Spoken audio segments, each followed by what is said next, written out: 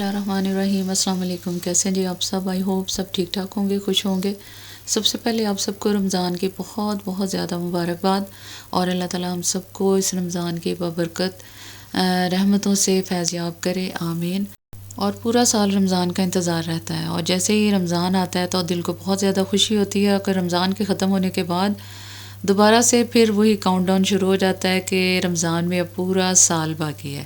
اور الحمدللہ رمضان آ گیا اور اس بابرکت مہینے کو ہم گزار رہے ہیں۔ تو یہاں پر میں نے افطاری کے لیے جناب بنا لیا بہت ہی آسان سی ایک ریسیپی، آپ کے ساتھ شیئر کر رہی ہوں۔ یہاں پر میں نے آلو چھیل کے اس طرح قطلے کاٹ کے ان کو بوائل کر لیا ہے، اور کانٹے کی مدد سے اچھی طرح سے اس کو میش کر لیا۔ تو آلو جب بھی ابالیں، چھیل کے ابالیں، اس سے اس کا ایکسٹرا سٹارچ ہے وہ بھی ختم ہو جائے گا۔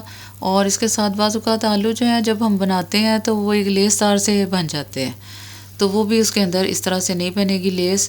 اب یہاں پر میں نے اس کے اندر ڈال دیا 1 چمچ میرے پاس کارن فلور تھا، وہ میں نے ڈال دیا، اور 3 سے 4 چمچ میں نے چاول کا آٹا ڈالا ہے۔ آپ کے پاس اگر کارن فلاور ہے تو وہ ڈال لیں، اگر چاول کا آٹا ہے تو وہ ڈال لیں۔ میرے پاس دونوں چیزیں تھوڑی تھوڑی تھی، میں نے دونوں کو مکس کر لیا ہے۔ اس کے ساتھ پسا ہوا دھنیا، زیرہ، کرش لال مرچ میں نے ڈال دی ہے، کالی مرچ ڈال دی ہے، انار دانے کا پاؤڈر ڈالا ہے، نمک اور سبز دھنیا۔ بہت زیادہ چیزیں اس کے اندر ڈالنے کی ضرورت نہیں ہے، یہ بہت ہی مزیدار اس طرح سمپل سے بنتے ہیں۔ اور جتنی دیر میں آپ چائے بنائیں گے، شام کی چائے کے ساتھ بنائیں تو بچوں کو دیں، بہت ہی مزے کے لگتے ہیں، اور فٹافٹ سے جتنی دیر میں چائے بنے گی اتنی دیر میں انشاءاللہ تعالیٰ یہ آپ کے تیار ہو جائیں گے۔ یہاں پر ڈو تیار ہو چکی ہے، اور اب نائف کی مدد سے بس اس طرح سے اس کو کاٹ لینا ہے، اور ہاتھ کو تھوڑا سا آئل لگائیں گے اور اس کو لمبا سا رول کریں گے،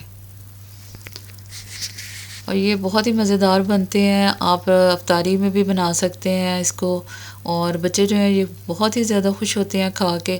یہاں پہ میں نے ہاتھ کو تھوڑا سا آئل لگایا ہے، اس طرح سے رول کر لیا ہے، اور یہ ایک لمبا سا ہمارا رول تیار ہو گیا۔